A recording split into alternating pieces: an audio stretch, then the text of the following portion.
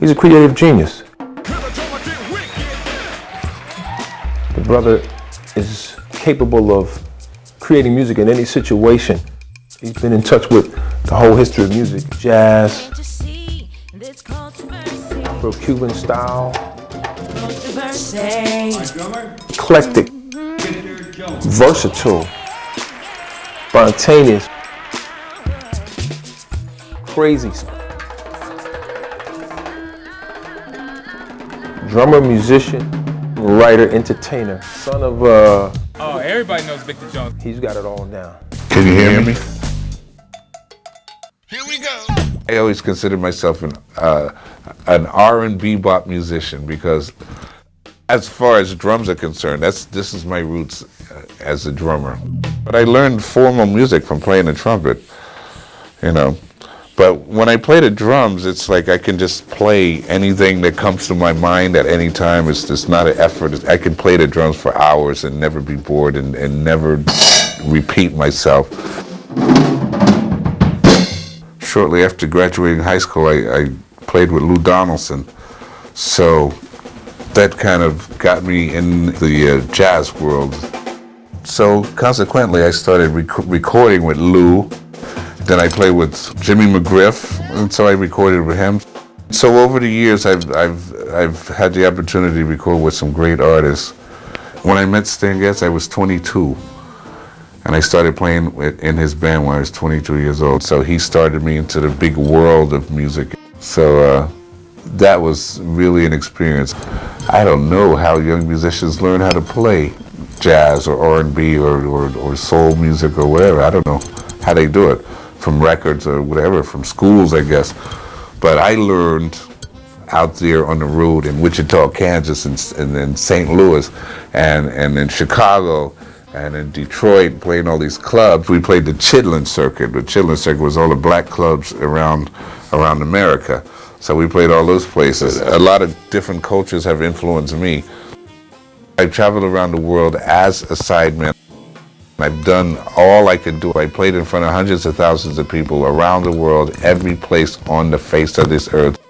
This is India and Africa and Japan, the taiko drummers in Japan, and that also influenced me. My main influence in drums is Art Blakey because, you know, not only was he a dear friend of mine, but he was just a great teacher, a great drummer. And I try to fashion my whole band and my whole thing after him. He was very creative and at the same time incredibly entertaining. He would entertain an audience, but he would do it, you know, it was just so happening, so powerful. And he hired all those great young musicians. So in a sense, this is what I'm doing with my band.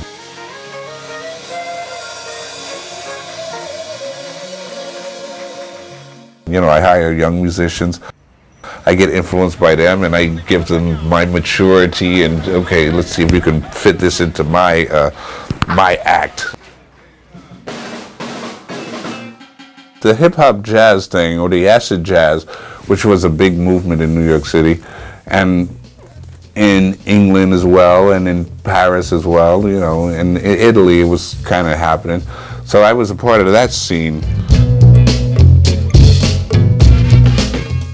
I really felt strongly about that music, acid jazz or hip hop jazz, whatever you want to call it. I felt strong about it because I thought that, you know, I said, well, jazz needs something. It doesn't need, you know, it seemed like it's going backwards or it's stuck in the mud. It's not going anywhere. It's like, here we are now. What do we do?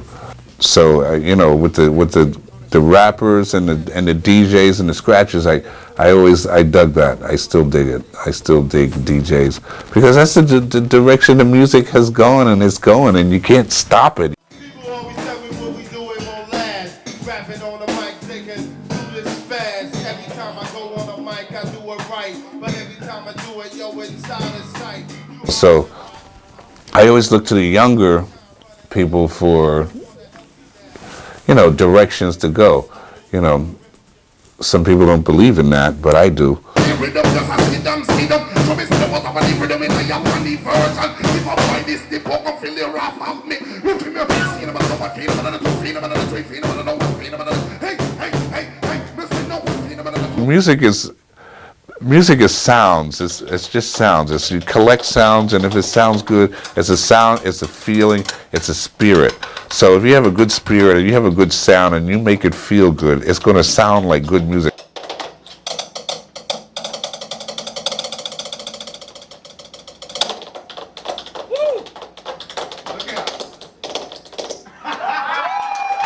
I don't care what genre it is, you know. I don't care if it's rap or soul or jazz or funk, you know. The music that's important is the music that touches you. Touching me, touching you, just teach me how. Drums and voice are the essence of the music that we play, and the essence of the music that you hear in America and most music in the Western world. The drums keep you dancing. The voice makes you remember the songs, makes you sing along, right? So this is my idea for Cultur-versy. I want to have great singers. I want to have great rhythms. I want it to look hip. The concept behind Cultur-versy is what I want is a sort of progressive R&B band with vocals, with a lot of rhythms, drums and vocals. So, you know, I'm using contemporary sound, I'm using drum loops, I'm using sampled sounds, I'm using DJ scratching, but the essence of the group is still an R&B based group. They call it neo soul. So this is what we're doing.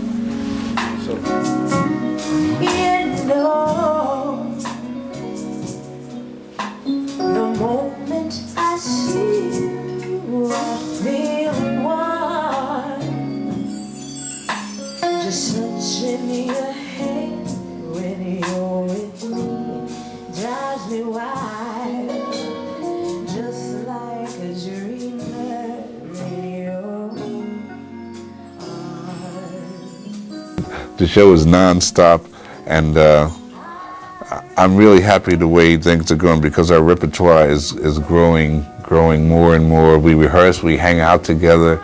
It's a band as opposed to a lot of groups you see. They just hire some guys just to do the night. Oh, we're playing here Friday night. But with Cultur-versy, I mean, we hang out together. They come over to my house. We eat dinner together. We go to parties together. We do a lot of stuff. We talk to each other on the phone every day. We email each other, you know. And that, to me, makes a difference when it's a band, you know, as opposed to just some guys came together to play some music. It's a band, so, and it's pretty funky and it's pretty exciting. The audience feels it. Whatever you do, the audience feels what you do. You can't like fool the audience. The audience knows what's happening. They look and say, "Oh, these guys are comfortable up there." And you know, we have special guest artists like Mino Sinaloo. Mino Sinaloo is the percussionist who plays with. He played with Sting for a long time. He played with Miles Davis for a long time.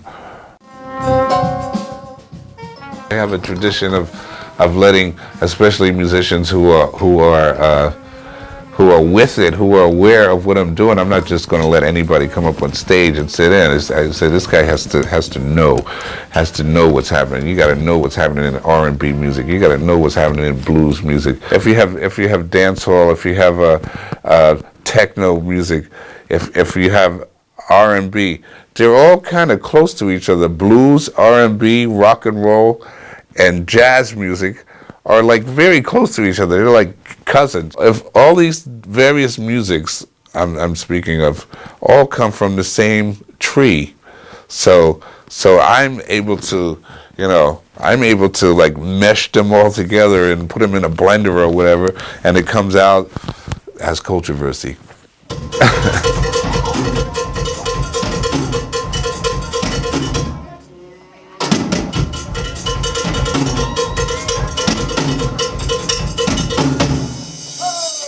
This is like my baby. I'm concentrating deeply on this, and I want to get this and nail it and make it really strong, and that's that.